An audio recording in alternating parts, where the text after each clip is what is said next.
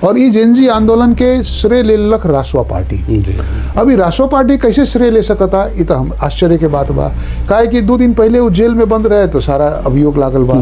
अब 2 दिन के बाद वो हीरो हो जाता। ये जनता समाजवादी पार्टी नेपाल एक वैसन पार्टी बा जो सिर्फ मधेसी के हक हित खातिर काम कर रहा है। और मधेसी के हक हित खातिर ये पार्टी के जन्म भइल बा। काम के खतरा, जो डिमांड के खतरा आंदोलन भइल, उस सारा का सारा मैनिफेस्टो जसपा नेपाल के बा। वो सारा चीज जसपा नेपाल एक्सेप्ट कर रहा बा। वो भी हमारा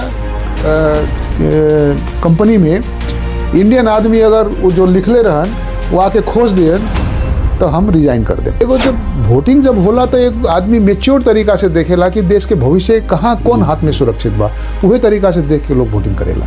केंगे बा चुनाव आ गए बा, प्रचार प्रसार होता और प्रचार प्रसार केंगे बा। अब तनी वो संगे संगे अपने को परिचय भी दे दी, कम से कम यहाँ के जो मतदाता लोग बा, एगो उम्मीदवार बानी।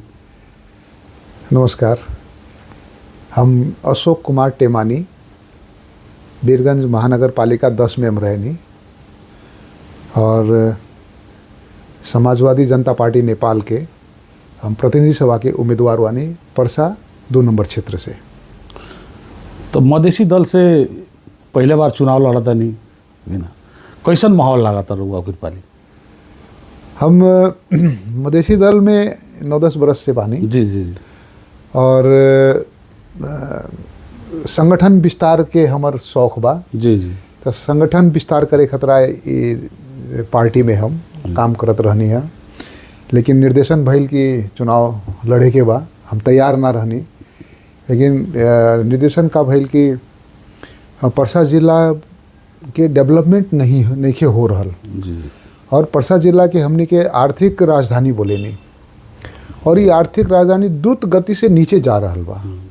काहे कि यहाँ के जो भी पॉलिटिकल लोग आई लागे वो लोग प्रॉपर तरीका से इस जिला के विकास में सक्षम ना भइल।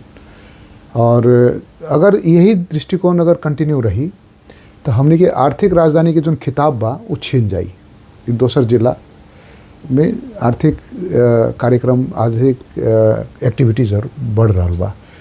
वही से हम यहाँ एक काम करे आइल बानी, सेवा देवे आइल बानी, ताकि नीति निर्माता तह से रह के कुछ हमनी के पर्सा जिला खतरा कुछ स्पेशल पैकेज लेके आ सकता नहीं। यहाँ समस्या काथी बा, इस समस्या हमरा के जानकारी बा, होकर समाधान कैसे होई उस समाधान के भी हमरा जानकारी बा। काहे कि यह चीज़ में हमने 35-40 साल काम कैले बानी। रौरे पार्टी के उम्मीदवार लोग पहला इस क्षेत्र से जीतल रहे लोग, सांसद भी भय लोग, मंत्री भी भय लोग, वो लोग कुछ ना करे सकल लोग, तो रुआ के कर सकते नहीं वह पार्टी में रह। सबके अपन दृष्टिकोण रहेला। माने बिजनेस 100 आदमी बिजनेस करेला तो 100 तरीका से करेला, एक तरीका से 100 आदमी बिजनेस ना करेला तो 100 तरीका से वो लोग अपन सफल होला। वैसे ही राजनीति में भी बा, जो पुराना साथी लोग जीत के आइलन वो लोग के अपन काम करे के एटीट्यूड रहे, तो वो एटीट्यूड में हमने के पर्सा जिला ना पड़ल। वो एटीट्यूड में उनकर दोसर कोनो दृष्टिकोण रहल होई, हमरा जानकारी नहीं है। लेकिन हमरा ये जानकारी बा कि पर्सा जिला के डेवलपमेंट नहीं है भाई। तो अभी कांग्रेस रासपा के अभी वो लोहर चलता, और लोहर के चेपुआ में मधेसी दल लोग बा, तो रुआ लगा था रुआ ये क्षेत्र में रुआ सक्सेस हो जाए, चुनाव जीत जाए?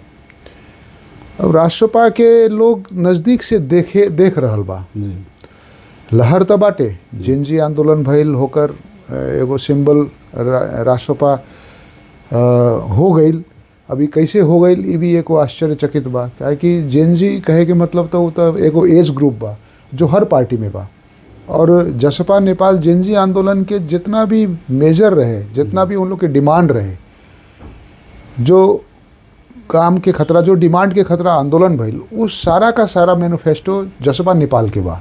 उस सारा चीज़ जसपा नेपाल एक्सेप्ट कर रहा बा।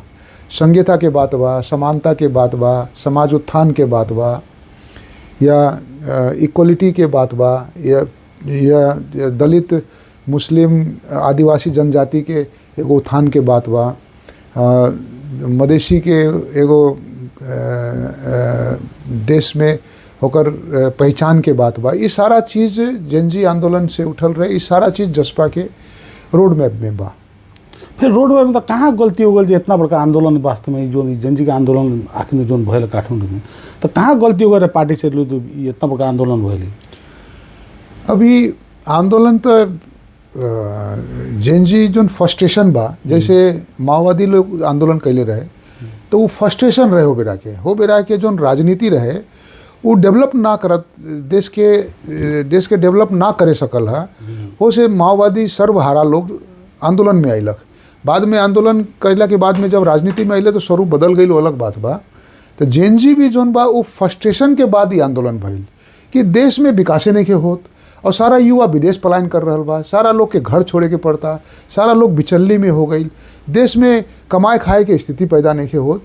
वो फ्रस्ट्रेशन के कारण ई जेनजी आंदोलन भइल रहे और ई जेनजी आंदोलन के श्रेय ले लक रासपा पार्टी। अभी रासपा पार्टी कैसे श्रेय ले सकता, ये तो हम आश्चर्य के बात बा।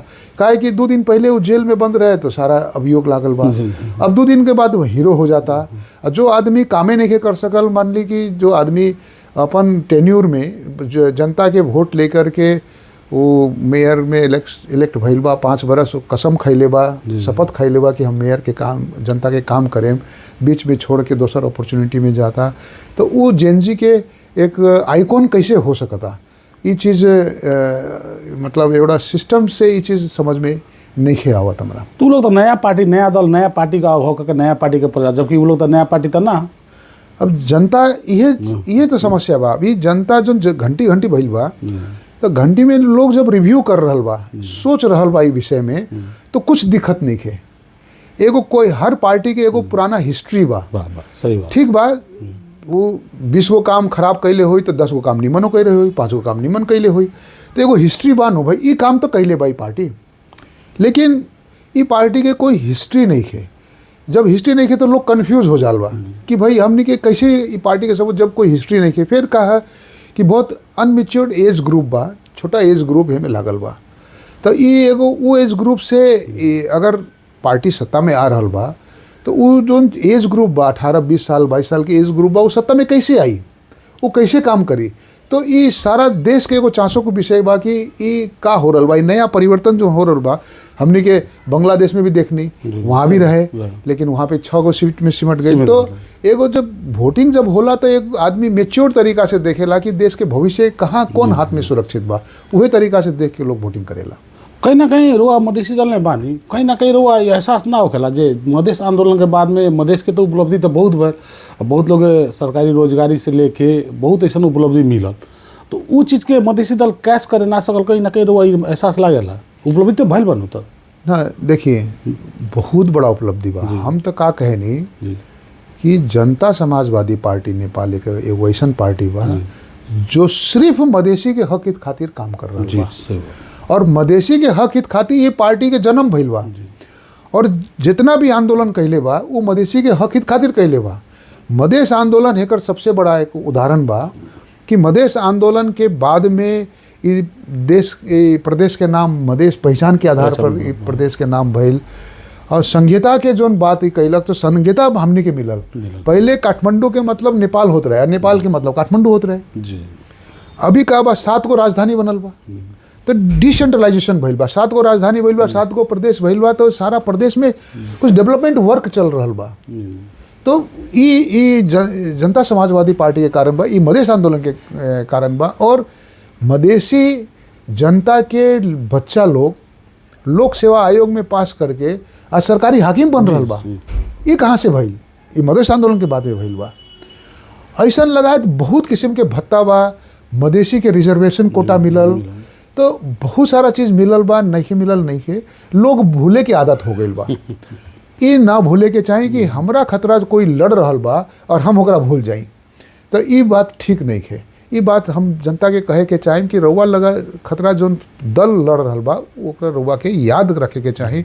और ये लड़ाई अभी पूरा नहीं के भइल, ये हमनी के जीत के जाके जोन चीज़ अभी बहुत लंबा लड़ाई बा, जोन चीज़ पूरा नहीं के भइल ओकरा पूरा करे के बा। अब पूरा कैसे करे के बा? अगर मांग के पूरा ना होई तो हमनी के धरना दे के पूरा करल जाई, सिंह दरबार के गेट में बैठ के पूरा करे के होई तो सिंह दरबार के गेट में बैठ के पूरा करे के। तो कौन मोडलिटी से हमनी के पूरा तो होई से मधेसी जन अधिकार फोरम जो पुराना नाम बा एकर, और आज जनता समाजवादी पार्टी नेपाल बा, तो हेकर ज़्यादा से ज़्यादा लोग जब जीत के जाए नू तो वहाँ एगो मेजोरिटी हुई तो हमनी के कोई भी गवर्नमेंट बनी हमें समावेश होके, जब समावेश होके तो नीति निर्माता तह में हमनी के पहुँच करके हमनी के मध्य प्रदेश के या हमनी के जिला के, आज मध्य प्रदेश में भी परसा जिला पॉलिटिकल इशूज़ में 7-8 नंबर में आ रहा बा, सबसे पीछे बानी हमनी के। तो ये सारा चीज़ के इंफ्रास्ट्रक्चर के स्थिति हम देख रहा बानी, बहुत खराब स्थिति बा। परसा जिला के जो लोग जी रहा बा बहुत खराब स्थिति में जी रहा बा। हमरा ये कहे के बा कि हमनी के कम से कम वो लोग की स्थिति बहुत अच्छा ना करी तो कम से कम बीरगंज के स्टैंडर्ड में तो परसा जिला के हम स्थिति लाइए सकता नहीं, इतना तो हमनी में ये सोच होके के चाहे और ये हमनी के कर सकता नहीं हमरा बुझाता। तो ये दल के चाहे ये दल के रउआ ना भूली, हमर रउआ से विनती बा कम से कम रउआ बेसी ना 3 गो उपलब्धि रउआ बताई। रउआ यदि चुनाव जीत जाता नहीं तो 3 गो उपलब्धि परसा जिला खातिर रउआ के कथी लोग कथी करल जरूरी बा? देखिए उपलब्धि तो तरवा 3 गो कहनी है, 3 गो में समेटल बहुत मुश्किल काम बा, क्या कि बहुत काम करे के बा। जी जी 3 गो पहला काम हम का करें कि 3 चीज़ आम जनता के फ्री मिले के चाहिए, अच्छा वो हम काम करें कि कम से कम हमारा आम जनता के 3 चीज़ फ्री मिले। बढ़िया शिक्षा, जी जी सही बात, शिक्षा बढ़िया मिले के चाहिए सरकारी स्कूल में फ्री। दोसर बा हेल्थ, स्वास्थ्य, कोई भी हमनी के हॉस्पिटल में सरकारी अस्पताल में हेल्थ के सुविधा फ्री होके के चाहिए और सुविधा बढ़िया होके के चाहिए, भ्रष्टाचार ना होके के चाहिए, वहाँ राजनीति ना होके के चाहिए, ये हम करें। तीसरा बा न्याय, न्याय फ्री मिले के चाहिए। आज न्याय इतना महंगा हो गई बा, वकील के खर्चा, न्यायालय के खर्चा लाखों लाख रुपया बा, लोग अपन सारा गला पूंजी बिता करके वो पैसे न्याय के मांग रहा बा।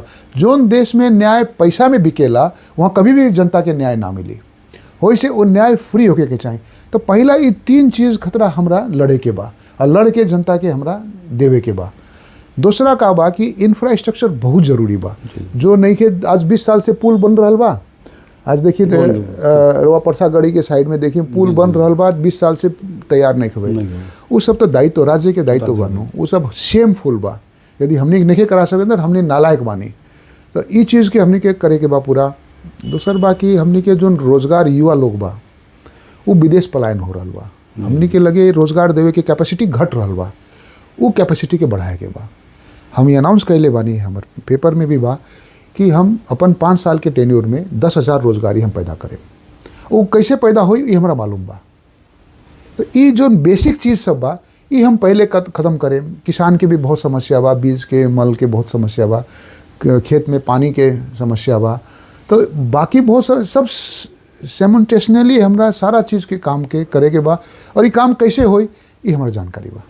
देखल जाला तो यहाँ के व्यापारी लोग जो बा लोग, उद्योग व्यापारी लोग बा लोग, वो लोग यही जान के वास्तव में युवा लोग के रोजगारी ना दे के बाहर से भारतीय युवा लोग के बुला के रोजगारी देवे वाला लोग, तो वो भी रोवा लोग में कहीं ना कहीं रोवा लोग में कमी तो नहीं खेल लोग ना। ये समस्या कमी नहीं खे जी जी। ये कहा बा कि यहाँ के जो युवा लोग बा नु वो विदेश चल गई बा, तो यहाँ एगो खाडल हो गई बा।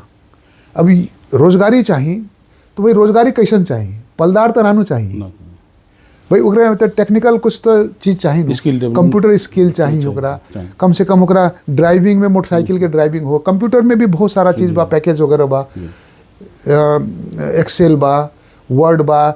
मोस्टली युवा लोग के हमनी के रखे नहीं, हम पूछे नहीं भाई तो कंप्यूटर आवेला, हाँ आवेला, काथी काथी आवेला, तो 6 महीना हो गई बा, रउआ बताएम तो हम कर लेम। अरे भाई तू कैसे कर ले, 6 महीना पहले कंप्यूटर तू कितना दिन सीख ला था, 1 महीना सीखनी है, 2 महीना सीखनी है, ऐसा बा। तो ये स्किल भी, कंप्यूटर स्किल भी आज के युवा के नहीं। तो बेसिक जब रिक्वायरमेंट युवा में ना हुई, हमनी के श्रम में ना हुई, तो हमनी के कैसे वो युवा के वो मार्केट में वो युवा सेल हुई। तो हमरा का कहे के बा कि वो जब सेल नहीं हो सकत तब ओकर प्रतिस्थापन बाहर के लोग करेला, चाहे वो काठमांडू से आई, चाहे अन्य जगह से आई, चाहे वो इंडिया से आई, कहीं से आके ओकर तो प्रतिस्थापन होके के बा। हमरा का कहे के बा कि हमर जो युवा बा होकरा हमरा वैल्यू एडिट करे के बा। वैल्यू एडिट कैसे करे के बा, तो हमरा एक इनक्यूबेशन सिस्टम लगाए के बा, वो युवा के हम इनक्यूबेशन में डालें।